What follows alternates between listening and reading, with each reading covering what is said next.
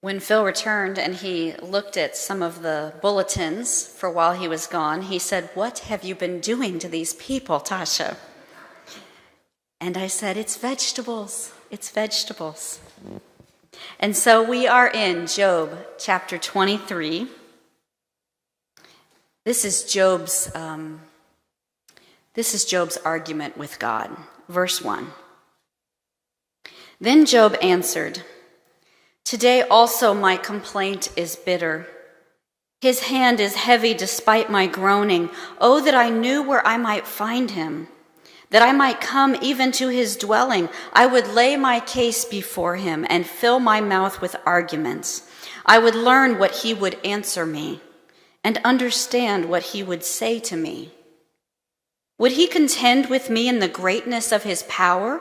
No, but he would give heed to me. There an upright person could reason with him, and I should be acquitted forever by my judge. If I go forward, he is not there, or backward, I cannot perceive him. On the left he hides, and I cannot behold him. I turn to the right, but I cannot see him. But he knows the way that I take. When he has tested me, I shall come out like gold. My foot has held fast to his steps. I have kept his way and have not turned aside. I have not departed from the commandment of his lips. I have treasured in my bosom the words of his mouth." This is the word of the Lord. Before we moved here, I had about a 40-minute commute each way to the church I served. And very quickly, we learned that there was a simple math problem that worked every time. Tasha plus commute equals speeding tickets. That was the math problem that worked every time. Tasha plus commute equals speeding tickets. And I even got one on the way to worship, I remember. It was like 7:45 on a Sunday morning. And I was speeding.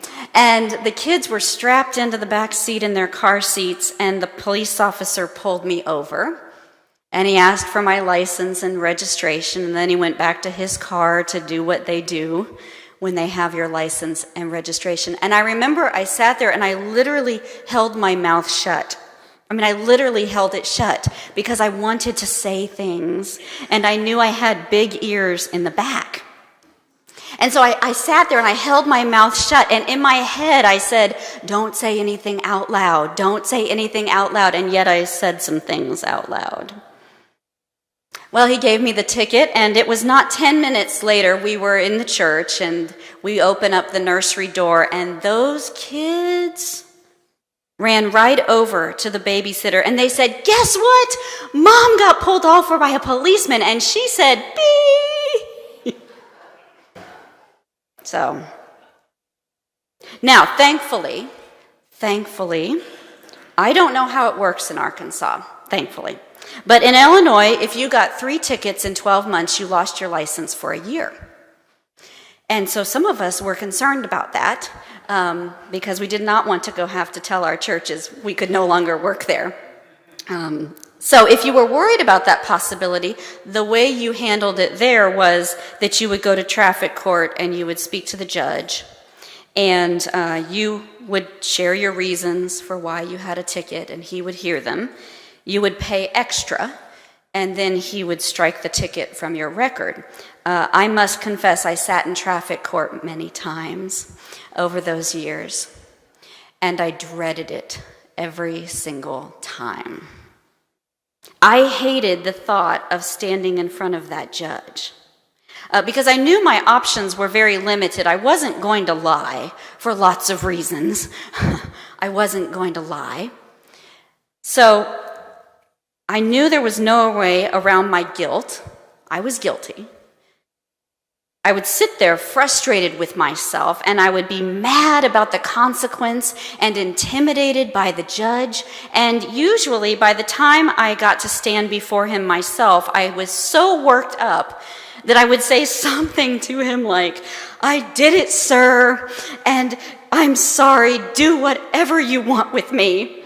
I deserve it." I was a little dramatic by the time I got in front of the judge. "I did it. I'm sorry. Do whatever you want. I thought about that scene in front of several of those judges when I read Job's speech before God, because Job wants a courtroom of his own.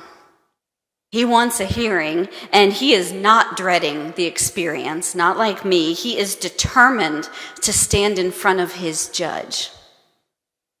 And that's where Job flips the whole thing on his head, because he's not there to confess to the judge. He's there because he wants the judge on trial.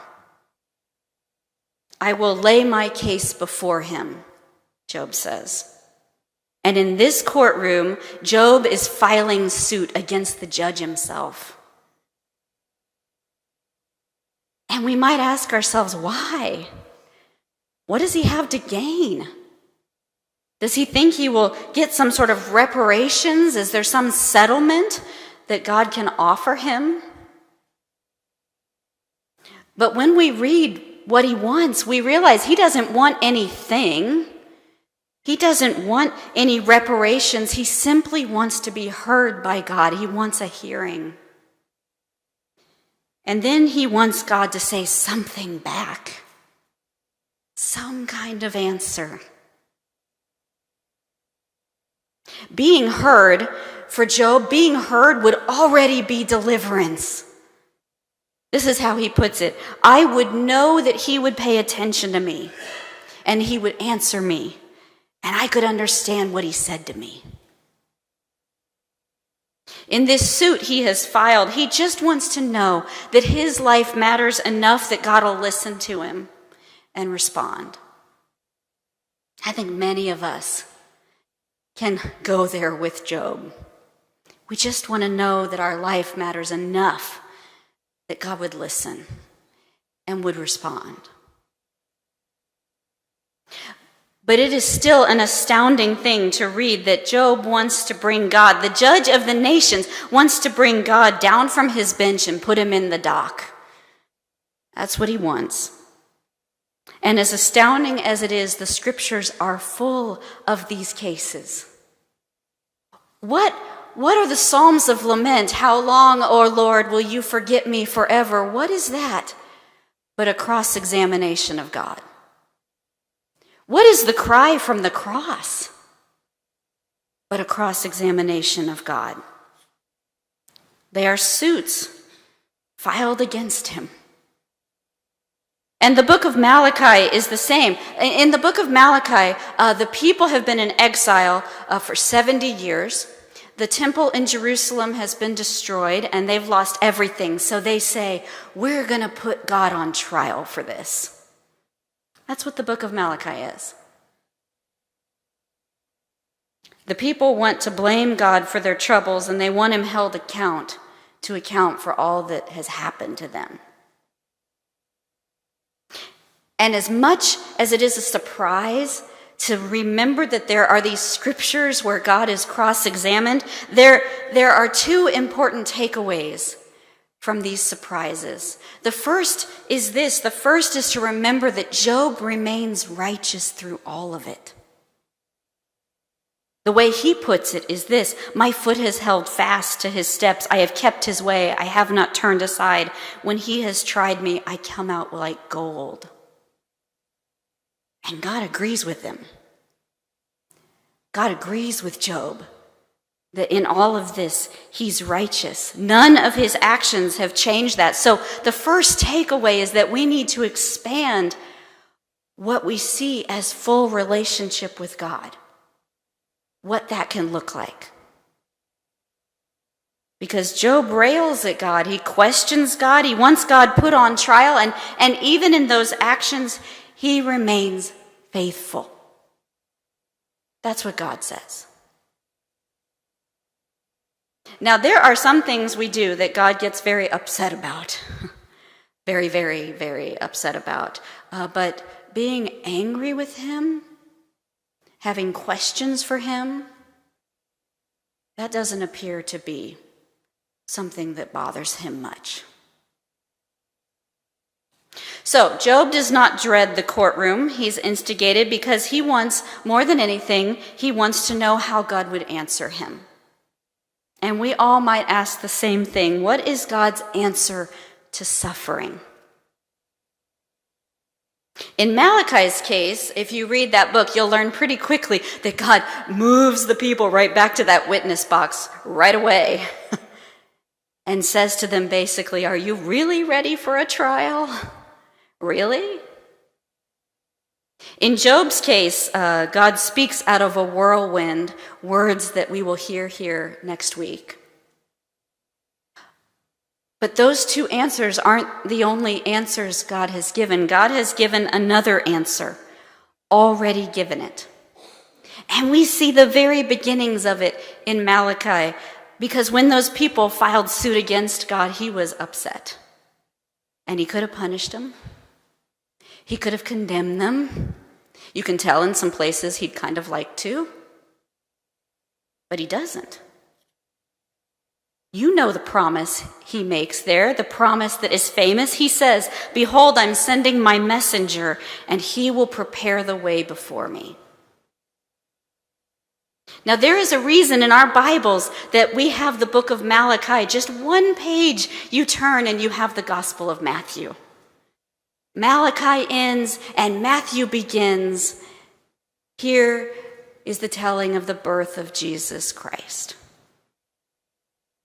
And that is because we know the promised messenger came. He came in Jesus. So that is the second takeaway from these surprising texts. The second takeaway is that Jesus' life, death, and resurrection mean many things for us. And they also mean God's answer to the suit we filed against him. Jesus is also God's answer to the suit we filed against him. He could have condemned us. He could have punished us, but instead the judge steps down from his bench so that he can be judged. In Jesus, God set aside his authority, he set aside his power, and he bore judgment on his shoulders. So what is God's answer to suffering? It's a one-word answer, a one-person answer. Jesus. This is how N.T. Wright puts it. He says, the nations of the world got together to pronounce judgment on God for all the evils in the world, only to realize with a shock that God had already served his sentence. And Paul puts it even more simply. He became sin who knew no sin. He became sin who knew no sin. So go ahead and question him. Go ahead, because God wants real relationship with you, and that give and take is part of it. But also know that he has already answered the question. He answered it by sending his only son, by sending himself not to condemn you, but to save you. Now, when I think about this answer God has given, it changes the suit I might file against him.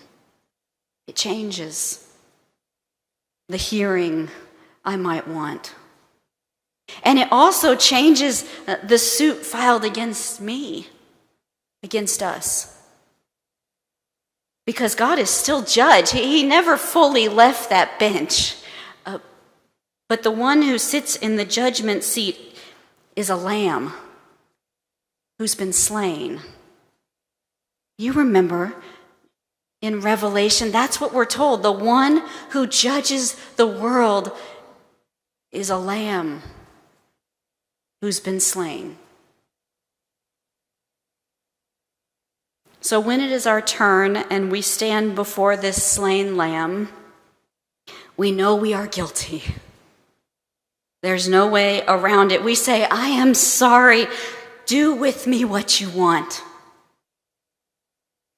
And then we realize that he has. He has done exactly what he wanted to do. He tried someone else in our place. The judge became the condemned in order to become the judge again. All so he could throw out the suit that was against us. Amen.